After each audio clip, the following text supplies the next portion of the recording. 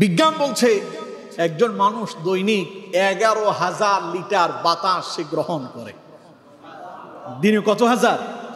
11,000 litre বাতাস নেই সে। প্রতি মিনিটে একজন সুস্থ স্বাভাবিক মানুষ প্রতি মিনিটে 7 থেকে 8 লিটার বাতাস গ্রহণ করে। সেই 11,000 লিটার বাতাসের ভেতরে 550 লিটার হলো অক্সিজেন। অক্সিজেন কত?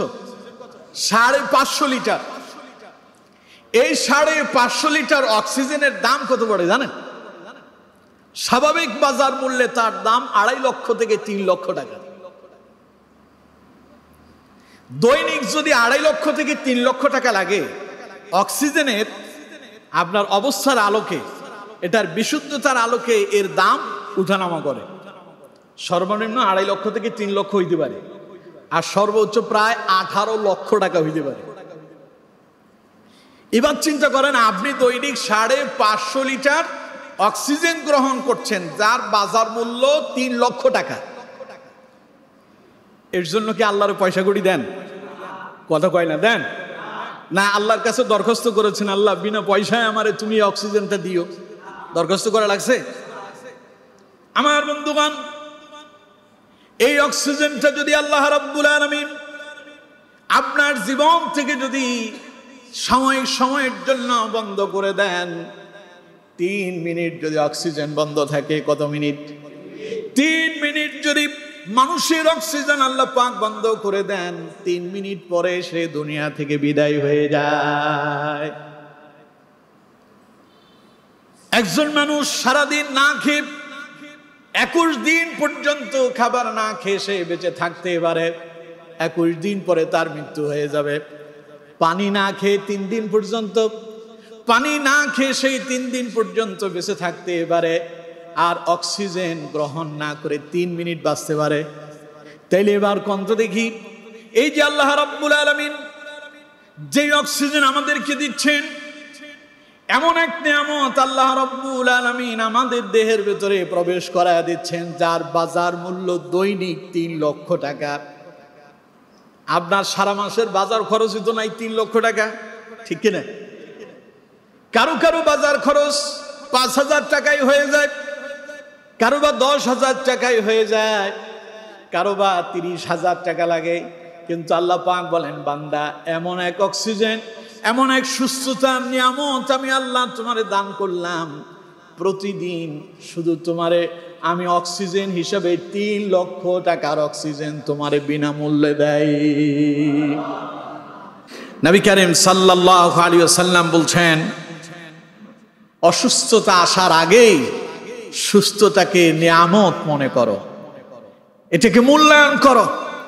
আমার বন্ধুগণ, প্রিয় ভাই সাহেব, সুস্থতা এটা আল্লাহর পক্ষ থেকে এক বিশাল বড় নিয়ামত, ঠিক কিনা? আমরা এটা যে কত বড় নিয়ামত তা ততক্ষণ পর্যন্ত মানুষ উপলব্ধি করতে পারে না যতক্ষণ সে অসুস্থ না হয়।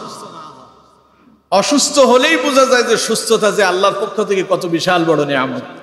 আমার দেশে একখান কথা আছে যে মানুষ দাঁত থাকতে দাঁতের মর্ম বুঝে না, যখন সেই দাঁত হারিয়ে যায়, যখন খেতে বসে তখন হাড় আর চাবায় খাইতে পারে না, তখন আর গোশত ঠিক মতো চাবাইতে পারে না, তখন বুঝে যে আসলে দাঁতের মর্ম কি।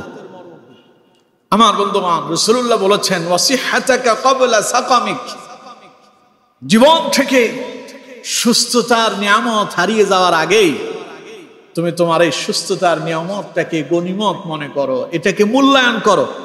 অসুস্থতা তোমাকে গ্রাস করার আগে সুস্থতার এই সময়টাকে কাজে লাগাও। সুস্থ অবস্থায় আপনি যেই কাজ করতে পারবেন, অসুস্থ অবস্থায় কি তা করা যাবে? যেমন যারা ডায়াবেটিস রোগে আক্রান্ত, এই ডায়াবেটিস রোগীরা সুস্থ অবস্থায় যেই পরিমাণ খাবার খেতে পারতো, এখন কি তা খেতে পারে? ডায়াবেটিস যখন তার ধরছে, এখন তার খাবারের পরিমাণ কমে গেছে, এখন গরুর গোশ খাইতে পারে না, এখন দামি দামি খাবার সে আর খেতে পারে না, তারে খাবার খেতে হয় খুব কম করে এবং খুব হিসাব করে, কারণ এমন এক অসুস্থতা তার ভেতরে জেঁকে বসেছে, এটা আর শরীর থেকে যাবে না, ঠিক না? এই জন্য আমার বন্ধুগণ, রাসূল করিম সাল্লাল্লাহু আলাইহি ওয়াসাল্লাম বলছেন, অসুস্থতা তোমাকে গ্রাস করার আগে তুমি তোমার এই সুস্থতার জীবনটাকে কাজে লাগাও। আমার বন্ধুগণ, দেখুন আমার দেশে আমাদের অবস্থা হচ্ছে এই যে আমরা অসুস্থ হইলে পরে আল্লাহরে ডাকি, ঠিক না? সুস্থ অবস্থায় মানুষের খবরই নাই, আল্লাহর ইবাদতের খবরই নাই। অসুস্থ হয়ে গেল, বার্ধক্য তারে গ্রাস করেছে, এখন আর তার শরীর চলে না, এখন আর সে কর্ম করতে পারে না। তুই চিন্তা করে করবোটা কি? মসজিদে যায়, আল্লাহ বিল্লাহ করি, নামাজ কালাম করি। এমন অনেক মানুষ আছে অসুস্থতার আগে কোনোদিন আল্লাহর ইবাদত করেনি। অসুস্থতা যখন তার দেহের ভেতরে প্রবেশ করলো, তখনই আল্লাহরে ডাকে আর বলে, আল্লাহ তুমি আমারে বাঁচাও, তুমি ছাড়ো তো আর কেউ নাই। বুঝছো, যখন করোনা আসছিল, স্মরণ আছে? করোনা যখন এলো, রাজাপুর বাজার মসজিদে হচ্ছে মুসল্লি মনে হয় নাই? হাই হাই, মসজিদে মুসল্লি ফজরেও জুমার মতো মুসল্লি হওয়া শুরু হয়েছিল। কিন্তু করোনা যখন চলে গেল, মসজিদ থেকে মুসল্লিরও পালায় গেল। তার মানে অসুস্থতা এলে মানুষ বুঝে যে আল্লাহর ছাড়া এখন আর কোনো উপায় নাই, কিন্তু সুস্থ অবস্থায় আল্লাহরে চেনে না। রাসূল বলছেন, না, অসিহাতাকা ক্বাবলা সাকামিক, অসুস্থতা তোমার ভেতরে আসার আগেই আল্লাহ যে তোমার সুস্থতার নিয়ামত দান করেছেন, এটাকে তুমি গনিমত মনে করো, এটারে মূল্যায়ন করো, এটারে কাজে লাগাও। না হলে অসুস্থতা যেদিন আসবে, চাইলেও তুমি আর আগের মতো ইবাদত বন্দেগী করতে পারবে না। আমার বন্ধুগণ, দেখুন আপনি আল্লাহর পক্ষ থেকে কত বিশাল সুস্থতার নিয়ামত আপনি ভোগ করছেন। আমরা যে প্রতিদিন বাতাস গ্রহণ করছি, অক্সিজেন নিচ্ছি, কি পরিমাণ অক্সিজেন আমরা গ্রহণ করতেছি আমরা অনেকেই তা জানি না। বিজ্ঞান বলছে একজন মানুষ দৈনিক 11,000 লিটার বাতাস সে গ্রহণ করে। দিনে কত হাজার? 11,000 লিটার বাতাস নেই সে। প্রতি মিনিটে একজন সুস্থ স্বাভাবিক মানুষ প্রতি মিনিটে 7 থেকে 8 লিটার বাতাস গ্রহণ করে। সেই 11,000 লিটার বাতাসের ভেতরে 550 লিটার হলো অক্সিজেন। অক্সিজেন কত? 550 লিটার। এই 550 লিটার অক্সিজেনের দাম কত পড়ে জানেন? স্বাভাবিক বাজার মূল্যে তার দাম 2.5 লক্ষ থেকে 3 লক্ষ টাকা। দৈনিক যদি 2.5 লক্ষ থেকে 3 লক্ষ টাকা লাগে অক্সিজেনের, আপনার অবস্থার আলোকে, এটার বিশুদ্ধতার আলোকে এর দাম উঠানামা করে। সর্বনিম্ন 2.5 লক্ষ থেকে 3 লক্ষ হইতে পারে, আর সর্বোচ্চ প্রায় 18 লক্ষ টাকা হইতে পারে। এবার চিন্তা করেন, আপনি দৈনিক 550 লিটার অক্সিজেন গ্রহণ করছেন, যার বাজার মূল্য 3 লক্ষ টাকা। এর জন্য কি আল্লাহর পয়সা কড়ি দেন? কথা কয় না, দেন না? আল্লাহর কাছে দরখাস্ত করেছেন, আল্লাহ বিনা পয়সায় আমারে তুমি অক্সিজেনটা দিও, দরখাস্ত করা লাগছে?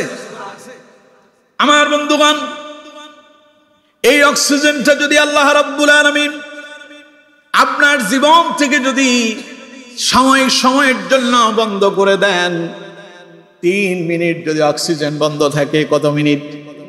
3 মিনিট যদি মানুষের অক্সিজেন আল্লাহ পাক বন্ধ করে দেন, 3 মিনিট পরে সে দুনিয়া থেকে বিদায় হয়ে যায়। একজন মানুষ সারাদিন না খেয়ে 21 দিন পর্যন্ত খাবার না খেয়ে সে বেঁচে থাকতে পারে, 21 দিন পরে তার মৃত্যু হয়ে যাবে। পানি না খেয়ে 3 দিন পর্যন্ত, পানি না খেয়ে সেই 3 দিন পর্যন্ত বেঁচে থাকতে পারে, আর অক্সিজেন গ্রহণ না করে 3 মিনিট বাঁচতে পারে। তাইলে এবার কন্ত দেখি, এই যে আল্লাহ রাব্বুল আলামিন যে অক্সিজেন আমাদেরকে দিচ্ছেন, এমন এক নিয়ামত আল্লাহ রাব্বুল আলামিন আমাদের দেহের ভেতরে প্রবেশ করায় দিচ্ছেন, যার বাজার মূল্য দৈনিক 3 লক্ষ টাকা। আপনার সারা মাসের বাজার খরচই তো নাই 3 লক্ষ টাকা, ঠিক কিনা? কারো কারো বাজার খরচ 5,000 টাকায় হয়ে যায়, কারো বা 10,000 টাকায় হয়ে যায়, কারো বা 30,000 টাকা লাগে। কিন্তু আল্লাহ পাক বলেন, বান্দা, এমন এক অক্সিজেন, এমন এক সুস্থতার নিয়ামত আমি আল্লাহ তোমারে দান করলাম, প্রতিদিন শুধু তোমারে আমি অক্সিজেন হিসাবে 3 লক্ষ টাকার অক্সিজেন তোমারে বিনামূল্যে দেয়। দৈনিক যদি 3 লক্ষ হয়, মাসে কয় লক্ষ হবে? হ্যাঁ, 90 লক্ষ টাকা যদি মাসে হয়, বছরে কত লক্ষ হবে? এবার চিন্তা করেন, এই যে আল্লাহ রাব্বুল আলামিন আমাদেরকে বিশুদ্ধ অক্সিজেন দিচ্ছেন, এতে কোনো দূষিত নাই, এতে কোনো জীবাণু নাই, বিনা পয়সা, বিনা আরজিতে, বিনা দরখাস্তে আল্লাহ রাব্বুল আলামিন আমাদেরকে দান করেছেন। যেই দিনে অক্সিজেনটা আল্লাহ পাক বন্ধ করে দিবেন, 3 মিনিটের ভিতরে দুনিয়া ছেড়ে চলে যেতে হবে। এই জন্য আমার বন্ধুগণ, যেই কোনো মুহূর্তে আপনাকে অসুস্থতা গ্রাস করতেই পারে। সারা জীবন একটা মানুষ স্বাভাবিক একরকম থাকে না, একরকম থাকে। অসুস্থতা মানুষের জীবনে আসেই। এই জন্য রাসূল করিম সাল্লাল্লাহু আলাইহি ওয়াসাল্লাম বলছেন, ওয়াসিহ্হাতাকা ক্বাবলা সাকামিক, তোমার জীবন থেকে সুস্থতার নিয়ামত হারিয়ে দেওয়ার আগে, অসুস্থতা তোমাকে গ্রাস করার আগে সুস্থতার এই নিয়ামতটাকে, সুস্থতার এই জীবনটাকে কাজে লাগাও। আমার দেশে এরকম অসংখ্য মানুষ আছে জীবনভর নামাজ পড়ে নাই, জীবনের শেষ সময় আসছে, মসজিদে ঢুকছে নামাজ পড়ার জন্য, কিন্তু এখন আর রুকু আর সেজদাগুলো আগের মতো আদায় করতে পারে না। ডাক্তার তারে বললো এখন তারে চেয়ার ব্যবহার করতে হবে, চেয়ারে বসে নামাজ পড়তে হবে। আছে না এরকম? এই যে কয়েকজন ওনারা চেয়ারে বসতেছে। আমার বন্ধুগণ, আবার আমার দেশের অনেক ডাক্তার আছে নামাজই পড়ে না জীবনে। আছে না এরকম? মুসল্লিরা বলতেছে যে নামাজ কালাম পড়েন, কয় পড়ি, কয় এখন আর নামাজ আর চেয়ারে ছাড়া পড়া যাবে না। মুসল্লি চিন্তা করছে, বাপ রে বাপ, খুব সুন্দর একখান কাম হয়েছে, বাজার থেকে একেবারে নতুন একখান চেয়ার কিনে মসজিদে ঢুকাইছে। কারণ ডাক্তার বলেছে তারে। কে বলেছে? ডাক্তার যে তারে চেয়ার নিয়ে নামাজ পড়তে বলছে। ও হুজুরের সাথে এসে পরামর্শ করে না, ইমাম সাহেব আমি ডাক্তারের কাছে গিয়েছিলাম, ডাক্তার আমারে বলেছে চেয়ারে বসে নামাজ পড়ার জন্য। আচ্ছা কোন তো, আমার যে রোগ, এই রোগের কারণে কি আসলে আমি চেয়ারে বসে নামাজ পড়লে আমার নামাজ আদায় হবে? ইমাম সাহেবরে প্রশ্ন করেন। আপনাদের এখানকার কোনো মুসল্লি প্রশ্ন করছে কিনা আমি জানি না, আমার কেউ জিজ্ঞাসা করেনি। আমার বন্ধুগণ, আমি একজন রোগী নিয়ে গেলাম ডাক্তারের কাছে ঢাকাতে। বয়স তখন তার কত, 20-22 বছর হবে। পুকুর থেকে ও একটা ঘাট দেওয়ার জন্য, ঘাট তৈরি করার জন্য একটা স্যালাপ উঠাইতে গিয়া কোমরে ব্যথা পাইছে। এখন আর ব্যথা যায় না। তো আমি ঢাকাতে তার এক ডাক্তার দেখালাম। ডাক্তার কিছু ব্যায়াম দিল।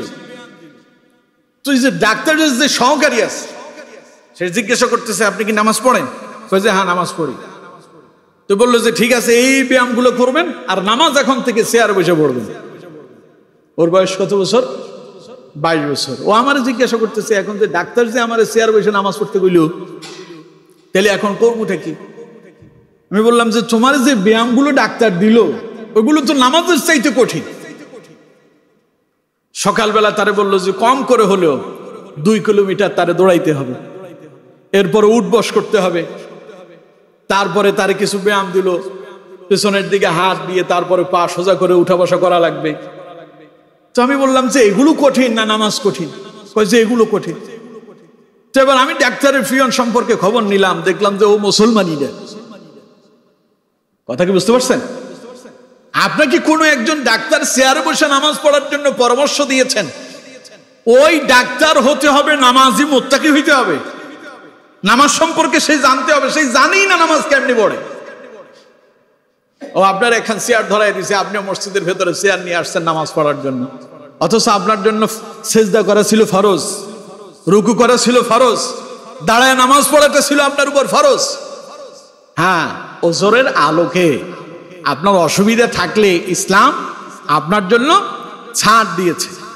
তবে কতটুকুন পরিমাণ ছাড় আছে তা তো আপনি জানবেন একজন আলেম থেকে, ডাক্তার থেকে না। কার থেকে? এখন ডাক্তার আপনারে বলছে চেয়ার বসে নামাজ পড়ার জন্য, আপনি আসেন আগে মাওলানা সাহেবের সাথে কথা বলেন, হুজুর ডাক্তার যে আমারে বলছে চেয়ার বসে নামাজ পড়ার জন্য, আসলে কি আমি চেয়ার বসে নামাজ পড়লে নামাজ আদায় হবে? তখন মাওলানা সাহেব আপনার অবস্থা বুঝবে যে আপনার সমস্যাটা কই। তখন তিনি বুঝে আপনি বসে কি চেয়ারে বসে নামাজ পড়বেন না আপনি মাটিতে বসে নামাজ পড়বেন, তিনি একটা মাসালা আপনাকে উত্তমটা বের করে দিবেন যাতে আপনার নামাজগুলো সঠিকভাবে আদায় হয়। কথা কি বুঝতে পারছেন? একটা লোক দাঁড়ায় নামাজ পড়তে তার অসুবিধা নাই, রুকু এবং সেজদা করতে তার অসুবিধা নেই। অসুবিধা হলো পায়ের উপর ভর দিয়ে বসতে। কথা বুঝতেছেন আমার? কিসে ভর দিয়ে বসতে কন্ত? তার রুকু করতে অসুবিধা নাই, সেজদা করতে অসুবিধা নাই। অসুবিধাটা কোথায়? পায়ের উপরে ভর দিয়ে বসাটা তার জন্য অসুবিধা। তাহলে এবার কন্ত দেখি নামাজের ভেতরে দাঁড়ায় নামাজ পড়া কি? সবাই বলেন কি? রুকু করা, সেজদা করা। এখন উনি দাঁড়ায় নামাজ পড়ার ফরজটা ছেড়ে দিল চেয়ারে বসে, রুকু করার ফরজও ছাড়লো, সেজদা করার ফরজও ছেড়ে দিল। তার সমস্যা হলো বসা। তাহলে এবার কন্ত সে যে ফরজ তরক করছে তার নামাজ হবে? এই জন্য আগে জানতে হবে আপনার কোন জায়গায় সমস্যা আছে। আপনার ব্যথা হলো মাথায়, আপনি মলম মালিশ করা শুরু করছেন পায়ের তালুতে, মাথা ব্যথা যাবে? আপনার যেখানে ব্যথা সেখানে আপনার ওষুধ লাগাইতে হবে। এজন্য আপনার আগে জানতে হবে সমস্যা কোন জায়গায়। যদি আপনার বসার সমস্যা হয় আপনি যেই কোনো ভাবে নামাজে বসতে পারবেন, কোনো অসুবিধা নেই। কথা কি বুঝতেছেন? একেবারে যে পায়ের উপর ভর দিয়ে বসতে হবে এমন সমস্যা না, এমন অসুবিধা নেই। আপনি এইভাবে পায়ের উপর ভর দিয়ে বসতে পারেন না। আপনি যখন সেজদায় যাবেন সেজদা থেকে উঠে বসার সময় পা গোটায় বসেন, কোনো অসুবিধা নেই। কথা কি বুঝতে পারছেন? তো এই জন্য আলেমদের সাথে পরামর্শ করা উচিত। এখন অসুস্থতা যখন আসলো, নামাজ পড়ার ইচ্ছে হলো, কিন্তু এখন আপনি আর রুকু আর সেজদা আগের মতো আদায় করতে পারেন না। যদি যৌবনে যদি চা করতে পারতেন, ওই যে গত জুমায় আলোচনা করছিলাম, যৌবনের ইবাদত কিয়ামতে আপনাকে আল্লাহর আরশে আজিমের ছায়াতলে আশ্রয় দিয়ে দিত। সুবহানাল্লাহ। এজন্য আমার বন্ধুগণ, রাসূলুল্লাহ বলেছেন ওয়াসিহাতাকা ক্বাবলা সাকামিক, তোমার জীবন থেকে সুস্থতার নিয়ামত হারিয়ে যাওয়ার আগে, অসুস্থতা তোমাকে গ্রাস করার আগে সুস্থতার এই জীবনটাকে তুমি মূল্যায়ন করো, কাজে লাগাও। এর জন্য আমার বন্ধুগণ, সময় থাকতেই সুস্থতার এই নিয়ামতটাকে আমাদের কাজে লাগাতে হবে। এই গেল কয়টা? দুইটা। 3 নাম্বার রাসূল বলেছেন ওয়াগিনাকা ক্বাবলা ফাকরিক। রাসূল করিম সাল্লাল্লাহু আলাইহি ওয়াসাল্লাম বলছেন, আমার উম্মতেরা, নবীজি বললেন আমার সাহাবী, তোমার জীবন থেকে সচ্ছলতা হারিয়ে যাওয়ার আগে, দারিদ্রতা তোমাকে গ্রাস করার আগে আল্লাহ রাব্বুল আলামিন তোমাকে সম্পদ দিলেন, সচ্ছলতা দিলেন। এই সচ্ছলতাটাকে তুমি কাজে লাগাও। এখন সম্পদ আছে, এরপরে যে তোমার কাছে সম্পদ থাকবে এমন কোনো কথা নয়। যে কোনো মুহূর্তে আল্লাহ রাব্বুল আলামিন একজন ফকিরের বাদশা বানাতে পারেন, আবার বাদশারে যিনি ফকির বানাতে পারেন তিনি কে? সকালবেলায় যে লোকটা ছিল ফকির, সন্ধ্যাবেলা সে বাদশা হতে পারে। আবার সকালবেলা যেই লোক ছিল বাদশা, সন্ধ্যাবেলায় আল্লাহ তারে ফকির বানায়া দিতে পারে। এমন এক রোগ আপনারে দেবেন, হসপিটালে যাওয়ার পরে সব বিক্রি করতে হবে, দেখা গেল যে রোগ সারবে না। এই জন্য যতক্ষণ আল্লাহ তাআলা আপনাকে যতটুকু সম্পদ দিয়েছেন, এই সম্পদ জীবন থেকে হারিয়ে যাওয়ার আগে, দারিদ্রতা আপনাকে গ্রাস করার আগে আপনার এই সচ্ছলতাটাকে মূল্যায়ন করতে হবে। সম্পদ পাইছেন বলে যেইভাবে সেইভাবে খরচ করা যাবে না। আপনি সম্পদ কিভাবে ব্যয় করছেন, কিয়ামতের দিন তার জবাব আল্লাহর কাছে দিতে হবে। সম্পদ আয় কেমনে করছেন, ব্যয় কেমনে করছেন, দুইটার হিসাবই আল্লাহর কাছে দেওয়া লাগবে। এখন আমার বন্ধুগণ, আল্লাহ তাআলা আপনার সম্পদ দিয়েছেন, দুনিয়ার কাজে সম্পদ ব্যয় করলেন, হালাল হারাম মেনে আপনি জীবন যাপন করলেন না। আল্লাহ আপনার সম্পদ দিয়েছেন, অপচয় করেছেন, অপব্যয় করেছেন, সম্পদটাকে মূল্যায়ন করতে পারলেন না। আমার দেশে এরকম অসংখ্য অগণিত মানুষ আছে, সম্পদের তার অভাব ছিল না, এখন তার গর্বিটা ছাড়া আর কিছুই নাই। এরকম আছে না নাই? অনেক সম্পদ ছিল কিন্তু এখন কিছুই নাই। বাপদাদার 14 গোষ্ঠীর অনেক সম্পদ ছিল, বাপের উত্তরাধিকার সূত্রে বিশাল সম্পদের মালিক হয়েছেন। তিনি চিন্তা করতেছেন, আল্লাহ আমাদেরকে এত সম্পদ দিয়েছে, চাকরি বাকরির দরকার নাই, জমা করার দরকার নাই, চিন্তা করতেছে খালি বিক্রি করব আর বেছে বেছে খাবো। খেতে খেতে এক পর্যায়ে এমন হয়েছে এখন আর তার কোনো সম্পদ নাই, ঘর বিটা ছাড়া জীবনে চলার মতো আর কোনো পথ নাই। হয় না এরকম? এর জন্য রাসূল করিম সাল্লাল্লাহু আলাইহি ওয়াসাল্লাম বলছেন ওয়া গিনাআকা ক্বাবলা ফাকরিক, খবরদার অসচ্ছলতা আসার আগে সচ্ছলতাটাকে তুমি মূল্যায়ন করো, কাজে লাগাও। তার মানে আল্লাহ তোমার যে সম্পদ দিবেন এই সম্পদটাকে হিসাব করে খরচ করো, বেহিসাবি খরচ করো না। এখান থেকে পরিবারের জন্য খরচ করো, কিছু সঞ্চয় করো, পাশাপাশি কিছু পরকালের জন্য আল্লাহর রাস্তায় খরচ করো। কথা বুঝতেছেন? যা আপনি খেয়েছেন তা আপনি পায়খানা করে শেষ করে দিয়েছেন, যেটা আপনি একবার গিলে ফেলেছেন ওইটা আপনি আর বের করে আনতে পারবেন? কথা কয় না, আনতে পারবেন? যা খাইছেন সব শেষ, এটা আর খুঁজে পাওয়া যাবে না। খেলেন একরকম, কিন্তু যখন এটা বের হয়ে আসবে পায়খানার রাস্তা দিয়ে তখন আর যেমন খাইছেন তেমন আসবে না, ওইটার শুরুতে পাল্টে যাবে, ওটার হালতই চেঞ্জ হয়ে যাবে। এর জন্য রাসূল করিম সাল্লাল্লাহু আলাইহি ওয়াসাল্লাম বলছেন মানুষ বলে আমার সম্পদ আমার সম্পদ, আনা মালুকা আনা মালুকা, আমার সম্পদ আমার সম্পদ। রাসূল করিম সাল্লাল্লাহু আলাইহি ওয়াসাল্লাম বলছেন তোমার সম্পদ তো তাই যা তুমি খেয়েছো আর তা তুমি শেষ করেছো, যা তুমি পড়েছো পরিধান করছো তা তুমি শেষ করেছো, যা তুমি আল্লাহর রাস্তায় খরচ করেছো তা তুমি পরকালের জন্য জমা করেছো।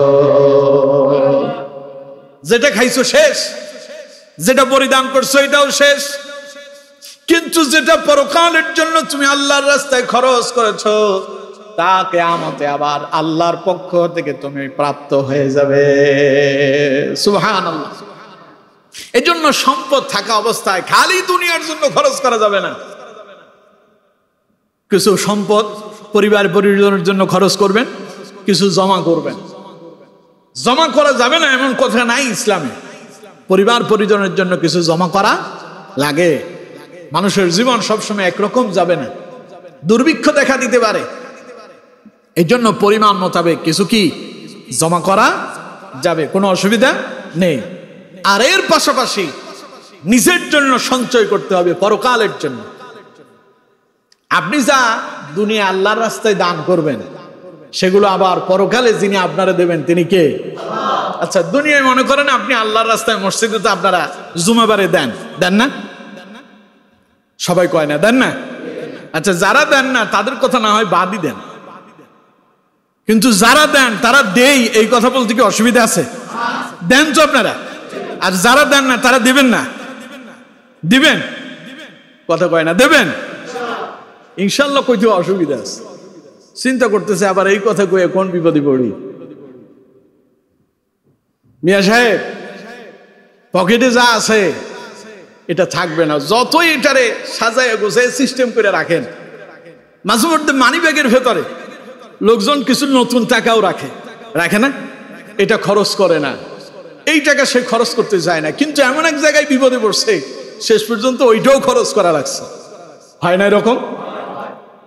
তো আমার বন্ধুগণ, যতই এটারে কুচি মুচি কইরা সুন্দর কইরা ভাঁজ কইরা আলমারিতে শোকেজে মানি ব্যাগের ভেতরে সাজায় রাখেন, এটা এখানে চিরকাল থাকবে না, এটা এখান থেকে একদিন হারিয়ে যাবে। তো এই জন্য আল্লাহর রাস্তায় যদি কিছু দিয়ে যান সেটা হারাবে না। দুনিয়ার ব্যাংক দেউলিয়া হওয়ার সম্ভাবনা আছে, আল্লাহর রাস্তায় যে দান করবেন ওইটা আল্লাহর অ্যাকাউন্টে জমা হয়ে গেল, এটা দেউলিয়া হবে না, হারিয়ে যাবে না। সুবহানাল্লাহ। বন্ধুগণ, এর জন্য যারা দেন না তারা দেবেন, পারবেন তো ইনশাল্লাহ। এখন আপনি দুনিয়া, আল্লাহ বলছে যে বান্দা তুমি দুনিয়ায় যা দেবা তা পরকালে আবার আমি তোমারে ফিরাইয়া দেব। তার মানে আপনি এখন মসজিদে 10 টাকা দিলেন, আল্লাহ কি আপনার 10 টাকা দেবে? না, এই 10 টাকার বিনিময়ে আল্লাহ তাআলা আপনার উচ্চ মাকাম দান করবেন। কেমন দেবেন শুনুন, কোরআনুল কারীম থেকে আপনাদেরকে শোনাই। আল্লাহ রাব্বুল আলামিন বলছেন الذين ينفقون أموالهم في سبيل الله ثم لا يتبعون ما أنفقوا منا ولا أذى لهم أجرهم عند ربهم ولا خوف عليهم ولا هم يحزنون পড়েন আল্লাহু আকবার আল্লাহ পাক বলছেন আল্লাযীনা ইউনফিকুনা আমওয়ালাহুম ফি সাবিলিল্লাহ যারা আল্লাহর রাস্তায় তাদের সম্পদ ব্যয় করে সুম্মা লা ইউতবিউনা মা আনফাকু মান্না ওয়ালা আযাব এবং দান করার পরে সেই দানের ব্যাপারে খোটা দেয় না খোটা বুঝেন তো তোরে আমি দিছি দেখেই না এখন তুই পয়সাওয়ালা হইছিস তুই তো আগে রিকশা চালাইতি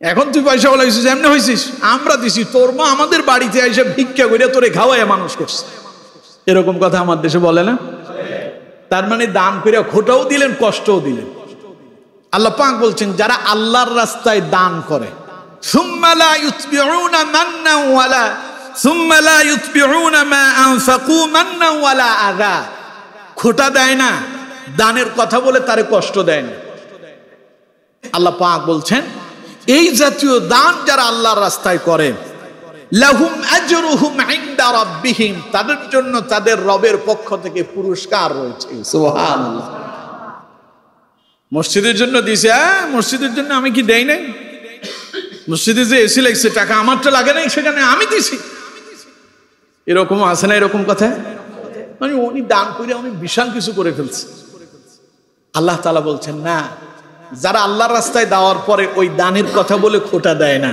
কষ্ট দেয় না তাদের জন্য আল্লাহর পক্ষ থেকে পুরস্কার রয়েছে পুরস্কার কি ওয়ালা খাউফুন আলাইহিম ওয়ালা হুম ইয়াহজানুন কিয়ামতের দিন মানুষ যখন বিপদে পড়বে মুসিবতে পড়ে যাবে সমস্ত মানুষ যখন টেনশনে পড়ে যাবে আল্লাহর রাস্তায় যারা দান করার পরে খোটা দেয় নাই কষ্ট দেয় নাই আল্লাহ পাক বলেন তাদের পুরস্কার হলো সে কিয়ামতের কঠিন ভয়াবহ দিবসে আল্লাহ বলেন তাদের কোনো ভয় থাকবে না টেনশনও থাকবে না তাহলে দুনিয়ায় যা দেবেন মনে করেন আমাদের দেশে মাঝে মধ্যে এখন যেমন স্বর্ণের দাম বাড়ছে না স্বর্ণের দাম বাড়ার পরে কত মানুষের কত টেনশন যুবকরা চিন্তা করতেছে বিয়ে শাদী আর মনে হয় করা যাবে না কারণ বিয়ে করতে তো স্বর্ণ অলংকার লাগে ঠিক না ফেসবুকে দেখি যুবকরা স্ট্যাটাস দেয় পোস্ট করছে এবারে আর বিয়ে করা যাবে না স্বর্ণের দাম যেই পরিমাণ বাড়ছে বিয়ে মনে হয় আমাদের আর হবে না কে বলছে তোমাদের বিয়ে হবে না বিয়ে হবে ঠিক না বিয়েটা আল্লাহ রাব্বুল আলামিন তার বান্দার জন্য নিয়ামত হিসেবে দিয়েছে সুতরাং ওই বিয়ের জন্য স্বর্ণ অলংকার এগুলো মানুষের দুনিয়ার তৈরি স্বর্ণের দাম বাড়ছে বলে বিয়ে করা যাবে না তা কিন্তু নয় এখন স্বর্ণের দাম বাড়ার পরে কোনো কোনো যুবকের খুব টেনশন আবার কেউ কেউ এটা নিয়ে টেনশনই করে না কারণ ওর তো অ্যাকাউন্টে অনেক টাকা জমা আছে ও চিন্তা করে বাড়লে বাড়ুক অসুবিধার কি আছে আমার কাছে পয়সা আছে কোনো অসুবিধা নাই তার মানে দাম বাড়লেও তার চিন্তা নাই আর কারো কারো খুব টেনশন হাই হাই যেই পরিমাণ বাড়তেছে সব শেষ হয়ে যাবে আর স্বর্ণ কেনা যাবে না এই যে কারো কারো টেনশন আর কারো কারো টেনশন নাই আল্লাহ তাআলা বলছেন কিয়ামতের দিন কঠিন মুসিবতে পড়ে মানুষ যখন বিপদে পড়ে যাবে ভয় অস্থির হয়ে যাবে আজ গোটা জীবনের হিসাব আল্লাহর সামনে দিতে হবে আল্লাহ পাক বলেন সেই দিন যারা আল্লাহর রাস্তায় দান করে খোটা দেয় নাই কষ্ট দেয় নাই তাদের সেই দিন ভয় থাকবে না টেনশনও থাকবে না সুবহানাল্লাহ কারণ তাদের জন্য আজকে পুরস্কার আছে কার কাছে লাহুম আজরুহুম ইনদা রাব্বিহিম তারা যে দুনিয়াতে আল্লাহর জন্য কিছু রেখে এসেছে আল্লাহর রাস্তায় খরচ করেছে আজ তারা সেই প্রতিদান পাবে এর জন্য আজকে তাদের কোনো ভয় থাকবে না টেনশন থাকবে না সুবহানাল্লাহ বাড়ি যেই বলবেন নাকি তাইলে আল্লাহর রাস্তায় দেবেন তো সবাই বলেন দেবেন যার যার এবিলিটি অনুযায়ী আল্লাহর রাস্তায় দেওয়ার জন্য সর্বোচ্চটা চেষ্টা করবেন সর্বোচ্চটা চেষ্টা করবেন দান এমন এক জিনিস এটা এত শক্তিশালী জিনিস যা আপনাকে পরকালে আল্লাহর জান্নাত নিশ্চিত করে দেবে সুবহানাল্লাহ এজন্য আমার বন্ধুগণ সম্পদ থাকা অবস্থায় আল্লাহর রাস্তায় দেওয়ার চেষ্টা করবেন সম্পদ চলে গেলে তো দিতে পারবেন না হয়তো মানসিকতা থাকবে কিন্তু তখন আর দেওয়া যাবে না আমাদের দেশে অনেকে কয় আল্লাহ তুমি আমারে 1 বস্তা টাকা দাও আবার কয় আল্লাহ 1 বস্তা টাকা দিলে আমি কি করব জানো, ওইখান থেকে আমি অর্ধেক তোমার রাস্তায় দিয়ে দিব। আবার কিছু কিছু পোলাপান আছে এত শয়তান, কয় যে আল্লাহ তোমার যদি বিশ্বাস না হয় তোমার অর্ধেক তুমি নিয়ে যাও, আমার অর্ধেক আমারে দিয়ে দাও। আছে না এরকম? কিন্তু আল্লাহ যখন তারে দেয়, আল্লাহর অর্ধেক দেওয়ার কথা সে ভুলে যায়। ছেলে মেয়ে হয় না, তুই মা নিয়ত করছে আল্লাহ তুমি যদি আমার একটা ছেলে দাও, এই ছেলে আমি মাদ্রাসায় পড়াই আলেম বানাবো। অথবা একটা বাচ্চা হয়েছে, হওয়ার পরে খুব অসুস্থ, তার হসপিটালে নিয়ে যাওয়া লাগছে। এখন হসপিটালে নিয়ে আইসিইউতে তারে রাখা হয়েছে, পর্যবেক্ষণ করা হচ্ছে। দাদি নিয়ত করছে আল্লাহ আমার নাতিটারে যদি তুমি সুস্থ বানায় দাও, আমি তারে মাদ্রাসায় ভর্তি করে তারে আলেম বানাবো, হাফেজ বানাবো। কিন্তু ক্রমান্বয়ে যখন এই বাচ্চাটা সুস্থ হয়ে যখন বড় হলো, দেখা গেল তার মেধা শক্তি ভালো। বাপ কয় যে ছেলেটারে ইঞ্জিনিয়ার বানাইতে হবে, মা কয় যে না ছেলে আমার ডাক্তার হইতে হবে, আত্মীয় স্বজন কয় না তোর ছেলের যে পরিমাণ ভালো মেধা দেখা যায় ওরে উকিল ব্যারিস্টার বানানো লাগবে। ওই যে নিয়তেক্ষণ করছিল আল্লাহ এই যে আমার যদি একটা ছেলে দাও ওইটারে আলেম বানাবো, অথবা অসুস্থ অবস্থায় ছিল আল্লাহ তুমি যদি সুস্থ বানায় দাও তাইলে তারে মাদ্রাসায় পড়ালেখা করে আলেম বানাবো, দিন শিক্ষা দেব। কিন্তু সুস্থ হওয়ার পরে ভুলে গেল। আল্লাহ তাআলা বলেন এগুলো হলো নাফরমান। এগুলো কি? নাফরমান। এই জন্য আপনার যা আছে, এই কথা বললেন না আল্লাহ 1 বস্তা দিলে অর্ধেক দেব না, আল্লাহ যা দিয়েছো সেখান থেকে তোমার রাস্তায় দান করব, বিনিময় তুমি আমার উত্তমটা দাও। বলতে পারবেন না? ঘর থেকে বের হওয়ার আগে আমি আমার নিজের কথা বলি, আমি আমার মিসেসকে বলি আমার ঘরে একটা সদকা বক্স আছে। সদকা বক্স বুঝতে পারতেছেন? মসজিদের দান বক্স আছে না? প্রতিদিন আমার ঘরে এই সদকা বক্সে আমি ঘর থেকে বের হওয়ার আগে ফজরের পরপরই ওই সদকা বক্সে আমরা নির্দিষ্ট পরিমাণ আল্লাহর রাস্তায় একটা দান করি, সদকা করি। রাসূল বলেছেন as-সাদকাতু তুরাদ্দুল বালা, সদকা করলে বালা মুসিবত দূর হয়। এক সময় আমাদের দেশে বিপদ দেখলে মানুষ আল্লাহর রাস্তায় নিয়ত করত, আল্লাহ এই একটা বিপদ হয়েছে, আমার বাচ্চাটা অসুস্থ হয়েছে, আল্লাহ আমি মসজিদে এই দেব, তোমার রাস্তায় এই দান করব, তুমি এই রোগটা দূর করে দাও। ভালো হয়ে গেছে। এখন মানুষের নিয়ত না, এই জন্য ভালো হয় না, ডাক্তারের কাছে খালি দৌড়ায়, ওষুধও খায়, ডাক্তার দেখায়, টাকা খরচ করে, কিন্তু রোগই সারে না। কারণ আমরা এখন যেখানে মূল জায়গায় কাজ করার দরকার সেটা আমরা করছি না। এই জন্য আমার বন্ধুগণ সদকা করবেন, সদকা করলে আল্লাহ বালা মুসিবত দূর করবেন। সম্পদ যা দিয়েছেন আল্লাহ সেখান থেকে আল্লাহর রাস্তায় দেন, আল্লাহ খুশি হবেন। অল্প আছে অল্প থেকে দিচ্ছেন, আল্লাহ বলবে আমার বান্দাটার সম্পদ কম এরপরেও আমারে দেয়, আল্লাহ কয় যে আমি খুশি হয়ে তারা এর চাইতে বেশি দেব। সুবহানাল্লাহ। এর জন্য আমার বন্ধুগণ রাসূল করিম সাল্লাল্লাহু আলাইহি ওয়াসাল্লাম বলছেন ওয়া গিনাআকা ক্বাবলা ফাকরিক, দারিদ্রতা আসার আগে সচ্ছলতাটাকে কাজে লাগাও। সুতরাং সম্পদ থাকা অবস্থায় সম্পদের মূল্যায়ন করতে হবে। পারবো তো ইনশাআল্লাহ? আল্লাহ তাআলা আমাদেরকে কবুল করুন, বলুন আমিন। 4 নাম্বার, রাসূল করিম সাল্লাল্লাহু আলাইহি ওয়াসাল্লাম বলছেন ওয়া ফারাগাকা ক্বাবলা শুগুলিক, রাসূলুল্লাহ বলেছেন ব্যস্ততা আসার আগেই তুমি তোমার অবসরটাকে কাজে লাগাও। এখন অবসর আছেন, জীবনে সব সময় অবসর থাকবেন না। আমার দেশের মানুষ অবসর সময়টা অলসতায় কাটায়। মানুষ অবসর সময়টাকে মূল্যায়ন করতেই পারে না, অথচ আল্লাহ পাক বলছেন ফাইদা ফারাগতা ফানসাব ওয়া ইলা রাব্বিকা ফারগাব। আল্লাহ পাক বলছেন যখনই অবসর হও তখনই তুমি তোমার রবের প্রতি মনোনিবেশন করো, যখনই অবসর সময় পাও তখনই তুমি আল্লাহর ইবাদতে লেগে যাও, ওই সময়টাতে আল্লাহর গোলামি করো। রাসূল করিম সাল্লাল্লাহু আলাইহি ওয়াসাল্লাম বলছেন অবসর সময়টাতে যারা আল্লাহর ইবাদত করবে, যারা আল্লাহর গোলামি করবে, আল্লাহ রাব্বুল আলামিন তাদের সম্পদ বহু গুণে বাড়ায়া দেবেন। হাদিস শুনুন আমার বন্ধুগণ, তিরমিজি এবং ইবনে মাজাহর ভিতরে হাদিসটি এসেছে। রাসূলুল্লাহ বলেছেন ইন্নাল্লাহ তাআলা ইয়াকুলু ইয়া ইবনা আদম তাফাররাগ লিইবাদাতি আমলা সাদরাকা গিনা ওয়া আসুদ্দা ফাকারাক। রাসূল করিম সাল্লাল্লাহু আলাইহি ওয়াসাল্লাম বলেন আল্লাহ পাক তার বান্দাদেরকে ডেকে বলেন, ইয়াবনা আদম, হে আমার বান্দারা, হে বনি আদমেরা, তাফাররাক লিইবাদাতি, তুমি যদি আমার জন্য একটু অবসর সময় বের করতে পারো, সারাদিনের কর্মব্যস্ততার ভেতরে একটু অবসর সময় যদি আমার জন্য বের করো, সেই সময়টা তুমি যদি ইবাদতে কাটাও, আমলা সাদরাকা গিনা, আমি আল্লাহ তোমার অন্তরটাকে ধনী বানায়া দেব, তোমার অন্তরটাকে আমি প্রশস্ত করে দেব, তোমাকে বড় হৃদয়ওয়ালা বানায়া দেব। সুবহানাল্লাহ। ওয়া আসুদ্দা ফাকারাক, এবং আমি তোমার অভাব অনটন দূর করে দেব, তোমার অন্তর প্রশস্ত করব, বড় মনওয়ালা বানায়া দেব। পাশাপাশি শুধু মন দেব যে তা নয়, মনের পাশাপাশি তোমার আমি ধন দেব। সুবহানাল্লাহ পড়ে। আমার দেশের লোকজন কয় অমুকের ধন আছে কিন্তু মন নাই, আবার অনেকের মন আছে তার ধন নাই। আল্লাহ কয় দুইটাই দেব, যদি আমার জন্য অবসর সময়টা কাজে লাগাতে পারো, আমলা সাদরাকা গিনা, আমি তোমার অন্তরটা প্রশস্ত করে দেব, ওয়া আসুদ্দা ফাকরাক, এবং আমি তোমার অভাব অনটন দূর করব। সুবহানাল্লাহ। ওয়া ইল্লা তাফআল, যদি তা না করো, অবসর সময় যদি আমার জন্য বের করতে না পারো, অথবা অবসর সময়টা যদি ইবাদতে না কাটাতে পারো, মালাতু ইয়াদাইকা শুগলান ওয়া লাম আসুদ্দা ফাকরাক, আল্লাহ পাক বলেন আমি তোমার দুই হাতের ভেতরে এত ব্যস্ততা বাড়ায় দেব, তুমি তোমার সময় অবসর খুঁজেই পাবা না।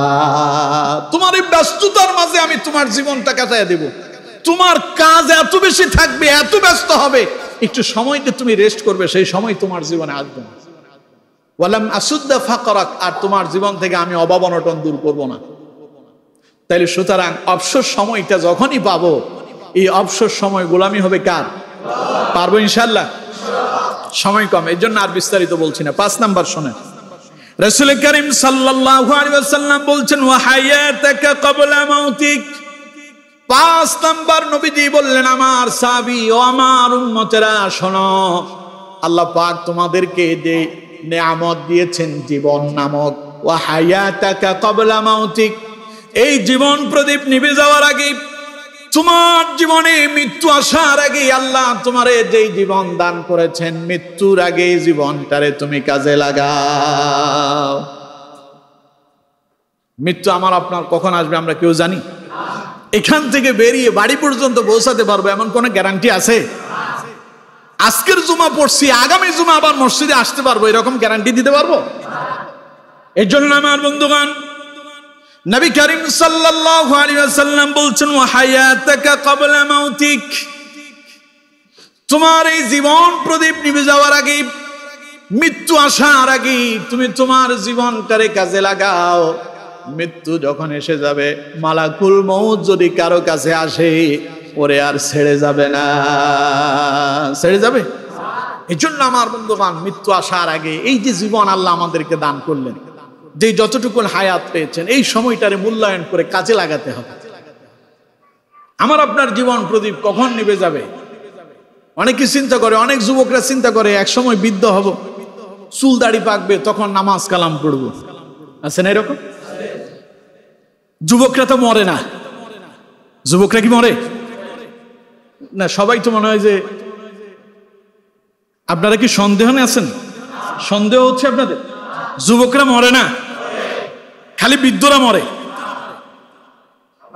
গত মঙ্গলবারের একটা ঘটনা, বাংলাদেশের 3 বারের বিশ্বজয়ী হাফেজ সাইফুর রহমান তকি, 22 বছর মাত্র বয়স। বয়স কত? এই 22 বছরে বাংলাদেশের সুনাম 3 বার অক্ষুণ্ণ রেখেছে। বিশ্বের কোরআন প্রতিযোগিতায়, হেফজুল কোরআন প্রতিযোগিতায় 3 বার সে শ্রেষ্ঠ হয়েছে। গত মঙ্গলবার ডেঙ্গু আক্রান্ত হয়ে আকস্মিক পৃথিবী থেকে বিদায় নিয়েছে। ইন্না লিল্লাহি ওয়া ইন্না ইলাইহি রাজিউন। এই যে ছেলেটা কোরআনটাকে বিশ্বের মানচিত্রে উঁচু করার জন্য, এই বাংলাদেশকে উঁচু করার জন্য কোরআন দিয়ে সে চেষ্টা করেছিল। বেঁচে থাকলে হয়তো আরো দীর্ঘ সময় এ কোরআনের খেদমত করে যেতে পারত, কিন্তু আমার বন্ধুগণ, সে কি জানতো এই 22 বছর বয়সে তার জীবন প্রদীপ নিভে যাবে? তা আপনি কি করে চিন্তা করতেছেন যে আপনি আরো অনেক বছর হায়াত পাবেন? আমার বন্ধুগণ, মৃত্যুর কোনো নির্দিষ্ট সময় নেই। আপনার কাছে নির্দিষ্ট সময় আপনার জানা নেই। আপনি জানেন না কখন আপনার মৃত্যু হয়ে যাবে, তবে আপনার মৃত্যুর নির্দিষ্ট একটা সময় যিনি নির্ধারণ করেছেন তিনি কে? সুতরাং আমার বন্ধুগণ, এই নির্দিষ্ট সময়টা যখনই আপনার জীবনে আসবে, আপনি জানতে পারবেন না, আপনাকে জানানো হবে না, আপনার অজান্তে আকস্মিক আপনার কাছে মালাকুল মউত আসবে। আপনার পরিবারের লোকেরাও জানবে না যে আপনি মরে যাবেন। আপনি জানবেন না, আপনার পরিবারের লোকেরা জানবে না, কেউ আপনার জানাবে না, কেউ আপনার কাছে মেসেজ দেবে না। ওই যে আকস্মিক আপনি চিন্তা করতেছেন আপনি একদিন বৃদ্ধ হবেন, চুল দাড়ি পাকবে, তারপরে আপনি আল্লাহর গোলামি করবেন। ওই 22 বছর বয়সের হাফেজ তকির মতো আপনারেও বিদায় নেওয়া লাগতে পারে।